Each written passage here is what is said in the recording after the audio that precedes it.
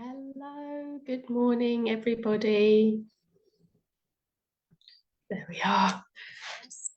Good morning, everybody. One moment. There we are. Good morning. There we go. Sorry, it was coming up twice, so we had an echo. I hope you are all warm and dry this morning.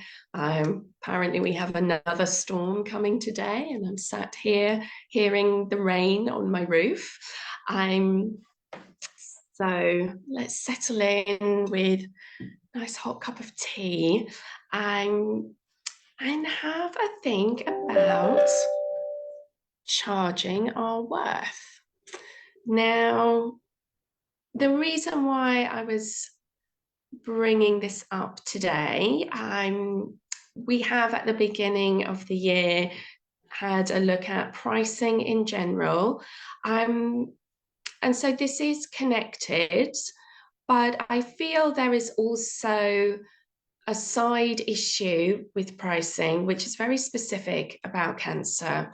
And this is a question that has come up, through trainings that I do, talking to the participants, and sometimes when people have emailed me directly, there seems to be a kind of uneasiness or a moral or a sense of a moral dilemma around charging when you're working with cancer. So kind of wanted to address that directly. So I would invite you, first of all, to maybe just sit for a moment and get a sense of what your gut feeling is around this issue. How do you feel when you bring money into the equation when we're working with cancer? Is it something that, feels like it might be unethical? Is there a sense maybe that money is somehow an unspiritual side that shouldn't be part of yoga? Do you feel maybe that, we should just help people, and not think about the money?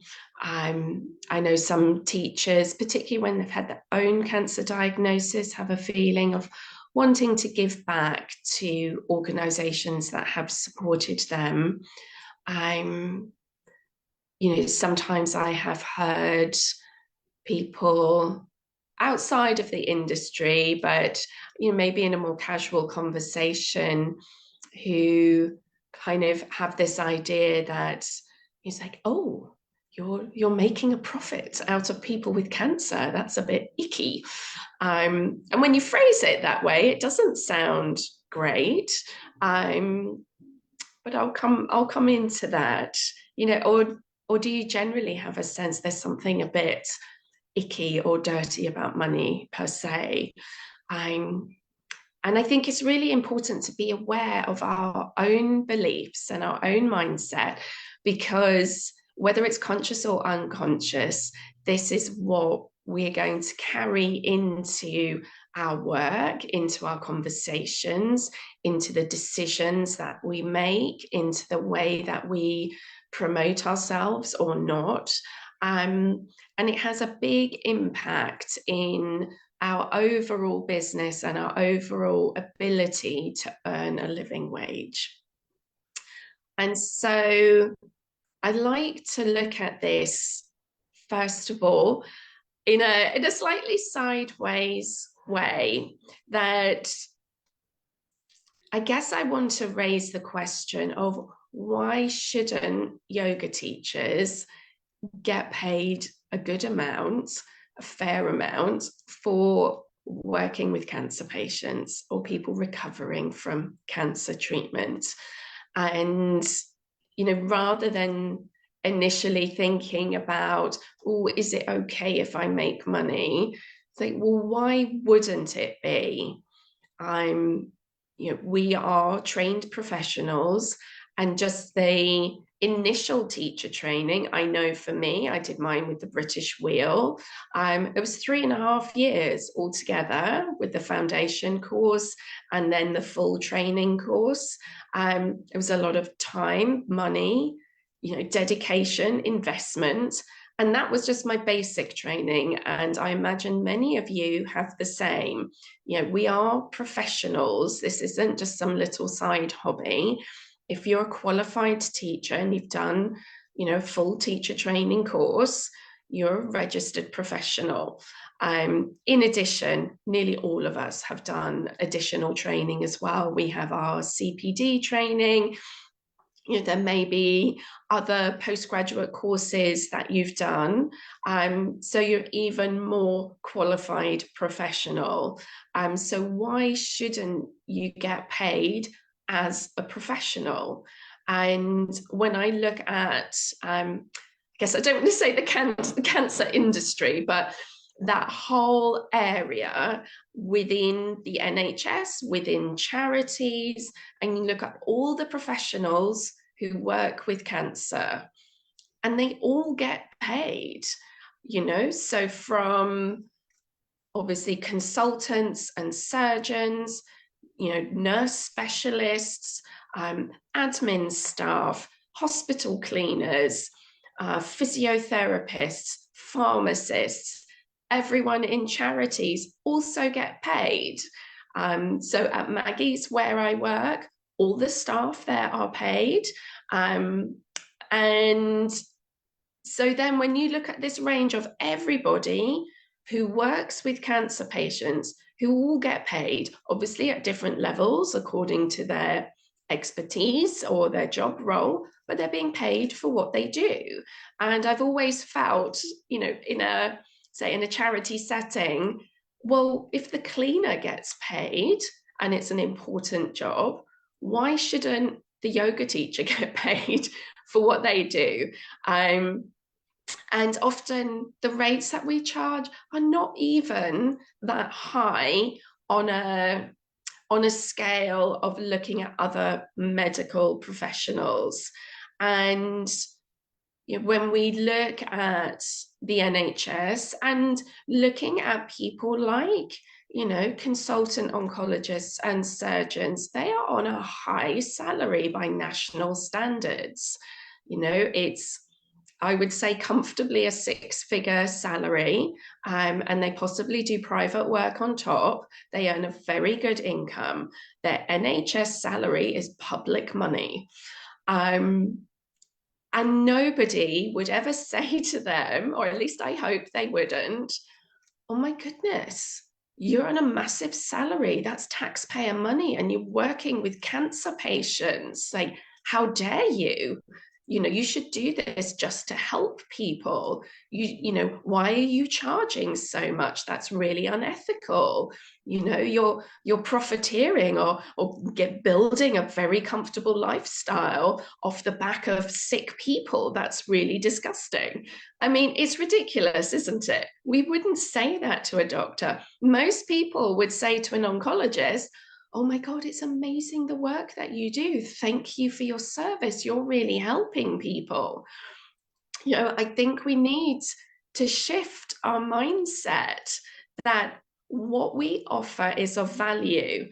And I wonder if some of the mental block we have around charging is that do we believe on some level that what we offer isn't really worth very much?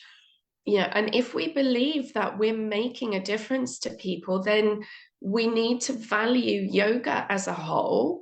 We need to value our profession. So it's not just you personally,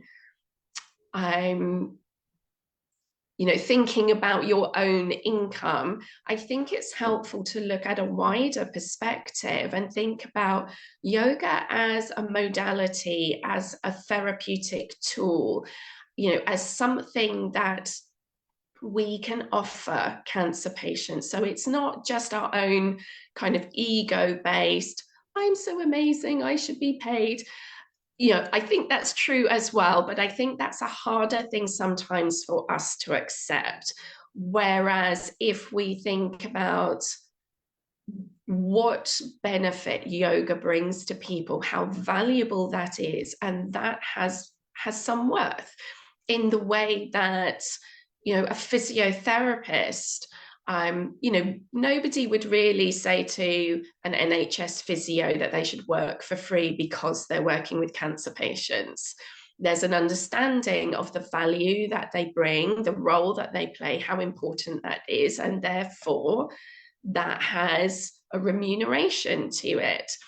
And so I think it's, you know, as well as unpicking or coming to terms with maybe some of our deeper beliefs around yoga and money, and particularly in a cancer setting, I think it's also important to really embed a new kind of conviction and belief in what we're offering and how valuable this is to people, and that in the world at large, it needs to be recognized more, it needs to be valued more. So some of the things that, I mean, there is more and more research coming out, and it is my plan to build up a little you know, like a little resource list of research papers. And absolutely, if there are papers that you know of, please do share them, and I will build a document that I will keep in the group. But there, you know, there's more and more research showing or giving evidence to the benefits that I've seen over years of working with cancer patients, the way that it can so drastically improve someone's quality of life in a very measurable way in terms of strength, mobility, energy levels, you know, on all different aspects. A regular yoga practice is going to help people live more independently and return to their normal everyday life, and probably quicker as well. For some people, you know, if they're not moving well, they may get stuck in a place where they're, you know, they're forever needing assistance with certain things, or they never really get back to being as independent as they want to be. Regular yoga can help people get back to work and quicker. You know, it speeds up recovery, it gives people their range of movement. These are hugely valuable things. I've had people talk about feeling able to drive again, being able to, you know, pick up their children, and being able to take a shower and wash their hair and get dressed and undressed. So these things are really valuable, you know, and for society as a whole, the ripple effect of somebody who is physically recovering and more capable, more able to engage in all the activities they normally do, being able to go back to work rather than maybe being signed off on ill health retirement, or spending a longer period of time needing benefits before they're able to work. You know, these are all things that are valuable not only to that person, but to society as a whole. You know, and then there's the mental health side as well. And we all know the impact that poor mental health is having socially for the nation as a whole. And again, something like cancer diagnosis and treatment is traumatic, it's ongoing stress, there's an emotional roller coaster, it's exhausting, and the mental health impact is big. And so again, all these things that we have in yoga that really help people's mental health, to help their confidence, to lift their mood, to be able to process the difficult feelings that come up. I'm not for what I call the toxic positivity, that it's all rainbows and sunshine and only have good thoughts. We need to provide a space, and we as yoga teachers can provide a space and practical tools to help people almost digest these emotions that are coming out and allow them to pass through rather than get stuck. And then we can come to the other side where there's more peace and wholeness and healing. You know, there's almost an equivalent to a grieving process, all these different stages of emotions that people need to go through to get to the other side. We really help people in that. And I've heard it so many times from people that I've worked with. You know, and I had a really lovely card at Christmas, and you know, people just saying how helpful it is to them that they feel like themselves again, that they didn't think they would ever be able to do some of these things or feel okay again, or get back to work, or be able to be comfortable in their relationships, to have social confidence. You know, and it makes me feel quite emotional even just thinking about it. Like, the difference that it makes to people's lives is huge. And so we need to recognize that. And I think, you know, most of us here are women, and we're not always comfortable with blowing our own trumpet. And it doesn't even have to be about us as teachers saying, oh, I've helped so many people.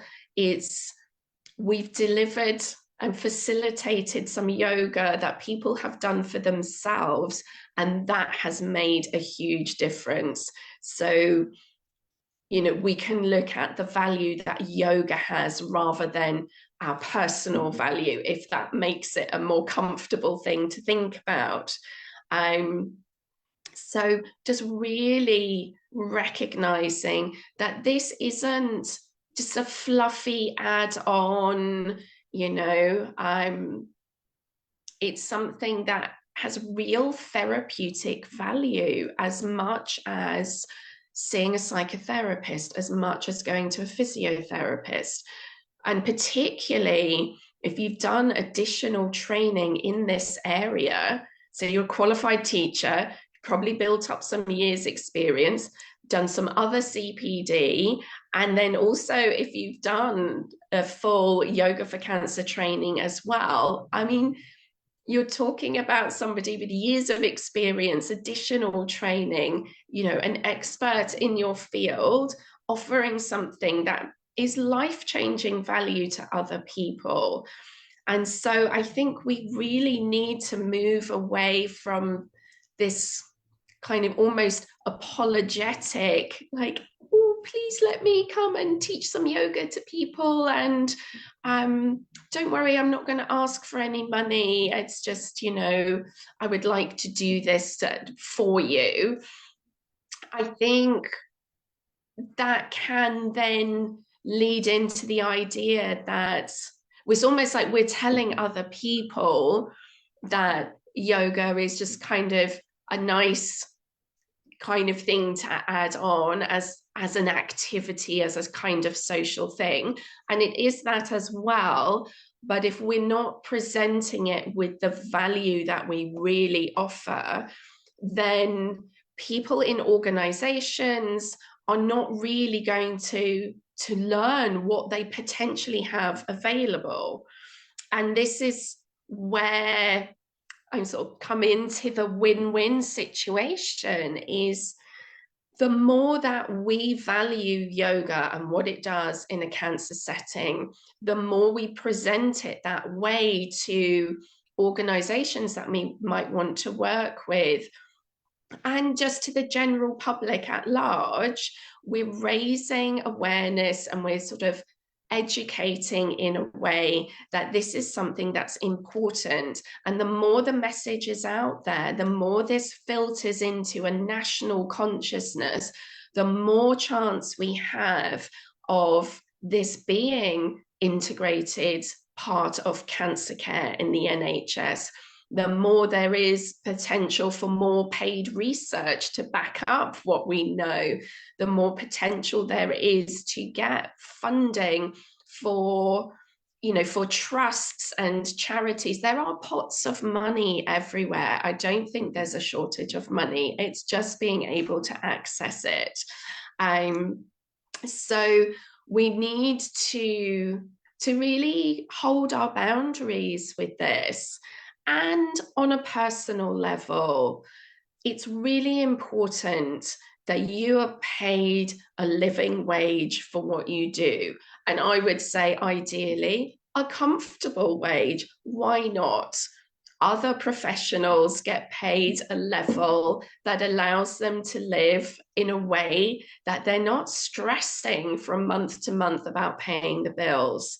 You know, and this is why I talk about these talks as sustainable business, because for me, it's so important that you are well supported and resourced in your career as a teacher so that you can keep teaching. I don't want people to have to quit or cut down on their yoga to do other paid work because the yoga's not paying enough. You know, we need this to be sustainable for us so that good, experienced, qualified teachers are there at the coalface giving classes to people who really need it. And it's just, for most people, it's not sustainable to volunteer. And I think, you know, from some of the kind of the mentoring that I've done and, you know, some of the podcasts that I listen to, it's really helped shift my mindset around all of this, that actually the best way we can help people is to be wealthy ourselves. You know, people with additional disposable income are in a position to make a difference in the world and to share their wealth. And certainly, so across the board as well in your business, it's definitely important to charge well. And so if you then are in a place of comfort where you have surplus, you can much more easily then maybe have some subsidized places. But if you're already on your minimum wage, you can't cut that any less. So charge at a level that is sustainable for you. And then maybe you can subsidize some places if you have one person with cancer in your class who needs some help. That could be something that you could do. But certainly working for organizations, I don't really believe in volunteering. I think organizations can find money. We can help them fundraise. There may be grants you can apply for. And it's about educating and being confident in ourselves that this is really important, this is valuable, and so it's worth something, and that needs to be recognized. And by being clear about the value that we offer, this might in turn help a charity create a case for their trustees or for a grant application to say, oh no, but we need this money because here are the tangible benefits that we're going to have for the people who come into our charity if we can offer some yoga. So you see how this starts to be a bit of a win-win, that it's a win for us because we should be paid for what we do, can be a win for the charity because then they have another service that they can offer. It's a win for the cancer patients because they get to have a yoga class they can come to. So there's this knock-on effect. And I think just relying on people being able to volunteer is not a way to build yoga as an offering within cancer support and cancer care. people can't necessarily volunteer forever. The number of people who have enough financial security that they don't actually need to get paid is quite a small number. Like, it's not a good model going forward. If you looked at the NHS, if you were relying on specialist oncologists to just volunteer their time, that's not a sustainable model. And so I think in terms of us as yoga teachers, it's not sustainable for us to be doing it on a voluntary basis. So it's, like I say, it's really important to value yoga as a whole, what it can offer to cancer patients.